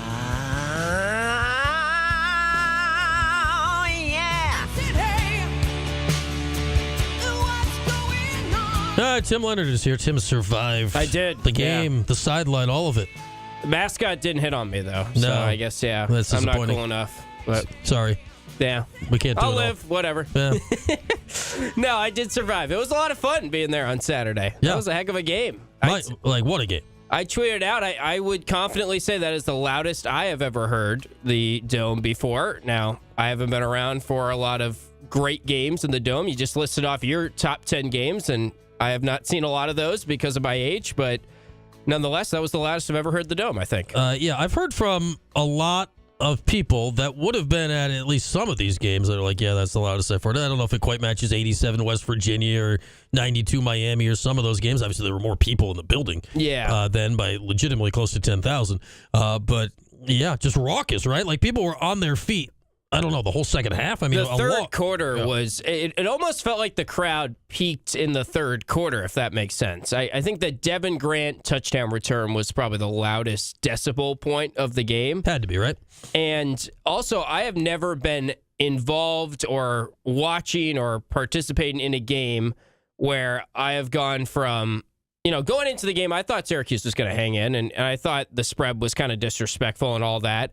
And then the game starts, and you're like, oh no, yeah, it's like, uh-oh, like this could be really ugly. And I thought they had no chance, even though, and I hesitate to say that because Virginia Tech, we saw them come from 18 down, and this team even Stanford was a game where they came from a lot down and then took the lead. But yeah, so they weren't Miami. They weren't Miami, exactly. And Miami, the first half, their receivers were just wide open. Like stunningly open. Yeah, they were not getting any pressure on Cam Ward, and it felt like they weren't going to stop him the entire game. So my mindset was this could get really ugly early the second quarter, and then by early third quarter, once they had that drive to start the third quarter, I had completely reversed to the point where I was like, there's no way they lose this game. Yeah, like the crowd is just too much right now. It's all happening. It's all glorious, and there's no way they lose. So never really been a part of a sports game where I've flipped that quickly, though. No, I mean, obviously there was the penalty they took away that opening touchdown, which was a huge momentum thing. The sideline must have been just wacky during the game, right? Yes. I mean, Fran Brown's sidelines, I think, are wacky in general. This probably upped it a few notches. Well, Adam talked about it when he was on with you, but Fran is constantly talking to the other team's coaches and going back and forth. Like, he's like a player talking crap across the sideline. Like, they can't hear him. Right.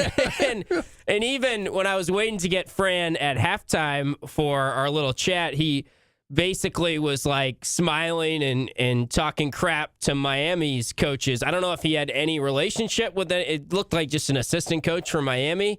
I mean, Fran does know everybody. Yeah, he was very amped up at halftime to the point where he may have broken FCC guidelines. Although he used the S word, so I don't know if that actually breaks it. But he was. Hey, we tested that out on the show today. He was, I think. So he said 30 minutes of that bleep is left, which was true. Fran Brown, we all loved it. I'm sure anyone that was listening to the radio loved it too, because that's what he is. That's what we keep saying. He's genuine, and he's unlike other coaches, but he's going to say what's on his mind. He's letting it fly, and it feels like the more he's settling in, the more he's willing to just let it go. Yeah. Yeah, he was on Jim Rome today and just dropped a F-bomb and was like, oh, sorry for my language. Yeah, and they did bleep it out in the Twitter clip I saw. But, yeah, he's going to make the rounds, I'm sure, and, say what you want about him, but those viral clips do help the program. Winners get washed and all of that. Mm-hmm. Like, people are talking more about Syracuse because he's doing funny stuff. Not only are they winning, but he's doing funny stuff after they win as well. As is the quarterback. The quarterback's going viral, too. He's doing a little bit of that as well. So I was looking at friend of the show, David Hale, tweeted out his, I don't know if he filled out his ballot or what, but he just tweeted, here is what I think my all-ACC teams would be right now. And he had 5 Syracuse offensive players. I think the 5 that honestly will definitely make the all-ACC teams. The 3 receivers that are right up there in the tops of the conference in receiving stats, Gadsden, Pena, and Meeks. And then he had the Quinn Allen as an all-purpose all-ACC guy. Okay. And he had Kyle McCord, all-ACC second team behind Cam Ward. Some people will probably say, oh, well, he just beat him and all that. But, gosh, I mean, they're definitely going to have 5 offensive guys, and then he did have Justin Barron as a first-team linebacker. Didn't have Marlowe, which I guess makes sense. Yeah, I mean, missed half the season. Did he have Diggs? He didn't have Diggs. All right. Diggs' stats, I don't know if they're really going to pop off the page at you as much as he was just, I mean, the fact that he changed to linebacker and he was the focal point of every scouting report probably says more than just his individual stats. Yeah, I'd say Barron is clearly the guy statistically and all that. He'll be first up on those things this year. Yeah. But 6 guys, and I think we can confidently say at least 6. And then I think he had Stonehouse as well for second-team punter. Okay. So once they started blocking for him, his punting improved radically. Yeah. Yeah, I think he's actually going to sort of sneaky set a record for net punting yardage in a single season at Syracuse. Because I don't think block punts count against you. Yeah, no. He was fine in that regard. But, yeah, so I don't know. I'll have to go through and dig up and try and find the last time we had, just 5 all-conference guys on one side of the field. It probably happens more than you think because now there are so many teams. It's like honorable mention, third team, all this stuff. But the fact that there are 5 guys that I think should all be at least first or second team is pretty rare for this program. Yeah, Gadsden will be first team all-league at tight end, right? Yeah. Pena and Meeks will both be something. Yes. You'd think. Yeah, LeQuint will be something. Right. I think all-purpose makes sense. Desmond Reed, he had as first-team all-purpose, the Pittsburgh guy, running back who catches a lot of passes too. O'Marion Hampton, right? Yeah, he'll be first-team running back. Like there's guys. What's his name at Georgia Tech? Probably. The wideout, Singleton. No, I was thinking of Haynes, the running back. No. Oh yeah. Well, Haynes King too. Yeah. I could see Haynes King. He didn't play a ton. No, so maybe my he's guess not is third team. my guess is Jennings from SMU will be the third quarterback that gets honored. I would be worried, and I have fear of voters in the ACC that McCord gets pushed to third team with Jennings ahead of him. Sadly, that wouldn't shock me because people are just wild. But he hasn't lost a game, right, Jennings? I don't think since they switched. Yeah, they switched. He did not start their only loss, and he's been very good. But that brings me to the other thing I want to talk about. So it seems like the playoff, we're going to find out basically how the committee feels. It's a similar conversation to last year where the SEC, this time around, it's a 3-loss SEC versus a 2-loss ACC team. Mm-hmm. And you don't have the sort of wrinkle of Jordan Travis was hurt last year when Florida State was ruled out or missed the playoff. But it's basically going to come down to probably Miami or Alabama. Now, you could argue, shouldn't South Carolina be... They're playing great. Yeah, but Alabama does have the head-to-head over South Carolina. So, I don't know. I've been going back and forth with people about this. And 2 good brands. You got a good brand either way in Bama or Miami. That's true, yeah. So, yes, Miami lost 2 of their last 3 games, and yes, Miami really didn't play that tough of a schedule, but I feel like you could dissect a lot of the teams that are in the playoff, and this is going to be a thing every year now. Mm-hmm. I mean, Penn State has 1 loss, but if Miami played Penn State's schedule, I'm not sure they would have more than 1 or 2 losses also. Right. If Miami played Indiana's schedule, I think they might be the same record as Indiana. I think a lot of teams would probably have the same record. You don't think Cam Ward would put up some points against that schedule? Right. My goodness. And then even Ohio State, they're just definitely in with 2 losses in a power conference. And their loss is much worse than any of Miami's losses because it was at home and it's to a Michigan team that stinks this year, pretty much. Ohio State is definitely in. They lost their 2 biggest games of the year. Yeah. Not to the 2 best teams they played. They did beat Penn State. So, I mean, should they still probably be in? Yeah, sure. But, obviously, 12, that's the other thing I saw somebody the other day. They do have to put 12 in. Right. And this year, it's getting tough because it feels like so many teams have lost, and that was their last chance. Like Alabama, when they lost to Oklahoma, they're definitely out. Now everyone's saying they're going to make it. And I do think it wouldn't be that shocking if Alabama is ruled in tomorrow, but I would say Miami has more of a case just because it feels wrong to me that 4 SEC schools would make it and just 1 ACC school would make it, considering that I just don't think of all the years, there is not that big of a gap between SEC and ACC this year. I think tomorrow night's ranking is going to be very telling to the committee's thinking this year when you mentioned specifically Miami versus Alabama. And then if we fast forward to Sunday, all right, obviously if SMU wins, they're in. Yeah. Let's say Clemson wins that game.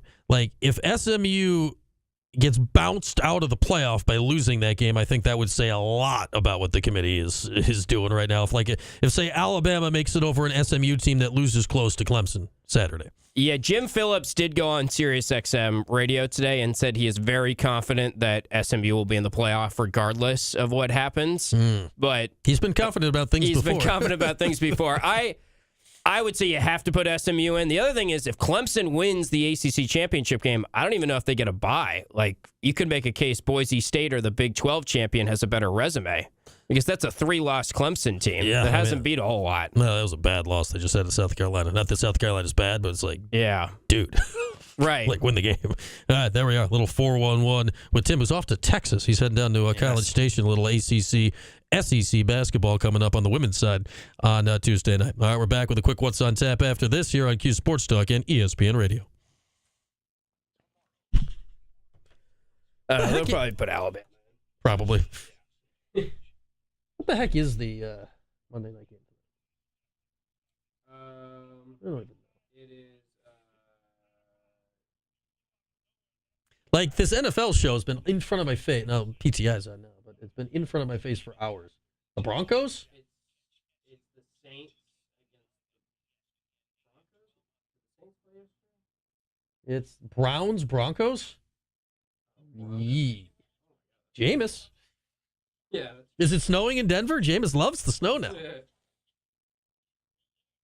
couple people sent me a clip today. I'm the type of golfer that is like, right. Don't play if it's snowing. And it was like Jameis's some golf account looked up him saying, like, I love the snow. Like, praise the Lord. We had a day to play in the snow here. Right. Ryan Mullen wants to know if Fran Brown was at women's hoops yesterday. I did not see him, no. But he was. I turned your mic off. Oh, I did not see him, but he was rocking that shirt, of course. He was rocking, yes. Coach Jack was very excited on the Twitter about the shirt. Yeah, I talked to Coach Jack yesterday, and she said that Fran texted her 2 hours before the Miami game, like, are you in town? Like, are you coming? And Coach Jack wasn't at the game. Of course, Fran she was watching. There's a 0% chance Fran's in town. He's got to be out recruiting. Well, yeah, there's probably. no way he's in town, yeah. But Coach Jack was like, why is he texting me like 2 hours before the game? Like, go beat Miami. Don't worry about me right now. He's a multitasker.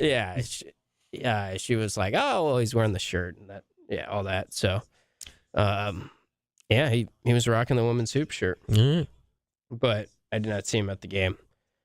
She did say that Fran also told her that in our pregame chat, she said Fran would come to games last year and he was like, I'd walk in and I could tell your team had fight and they're just not playing with the fight that they had last year. And she was like, yep, Coach Brown's right about that. We got to put more fight. So. You got a cure for that? Yeah. What do we got for that? I guess just coach more crazy, maybe.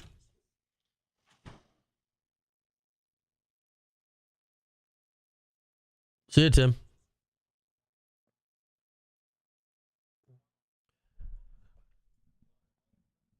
Yeah, Fran's, I mean, he's got to be all over America the next few days, I would imagine.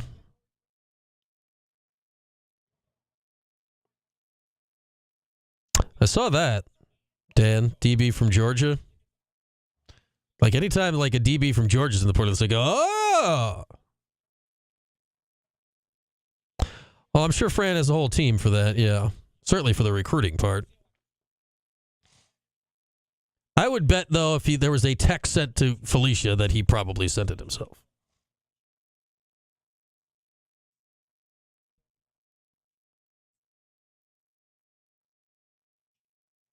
No, Kev, not yet.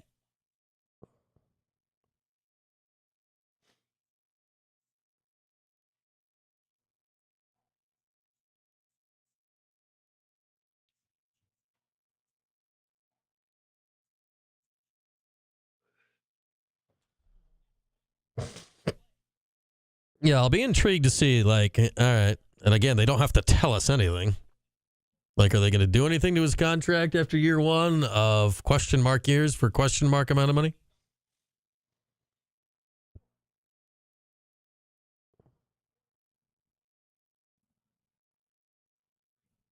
Guest coaching in the second quarter, Fran Brown.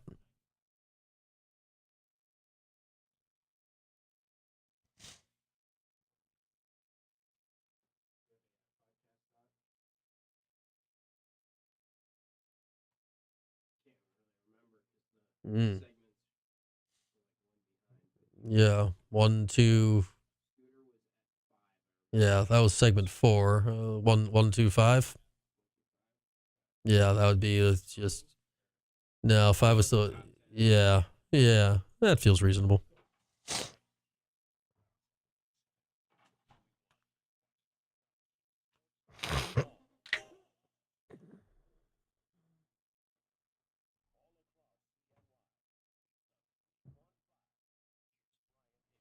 Your heart's on All right, we're up against it. Time to put the wraps on things for tonight. Here's what's on tap tonight. Broncos Browns Monday Night Football. Salute to the 80s night. The Drive. Jameis Winston, though. Jameis is fun. Is it snowing in Denver? Jameis loves that snow. That'll be on our airwaves later on this evening, courtesy of Westwood One. What do we got on tap for the show tomorrow? We got something on tap. We got Mike Wilson from the Knoxville News Sentinel. Yes, there is basketball tomorrow. He'll let us know about the Vols, who are currently number 1 in the net rankings. They're very good. Spread just came out. Syracuse 19-point dogs for tomorrow. Also tomorrow, speaking of Cruton, signing day is on Wednesday. Adam Freeman, who leads the rankings at Rivals.com, will join us tomorrow to talk Fran Brown and Syracuse football recruiting. Until then, enjoy your evening, everybody. Back here tomorrow, 4 o'clock, Q Sports Talk, ESPN Radio.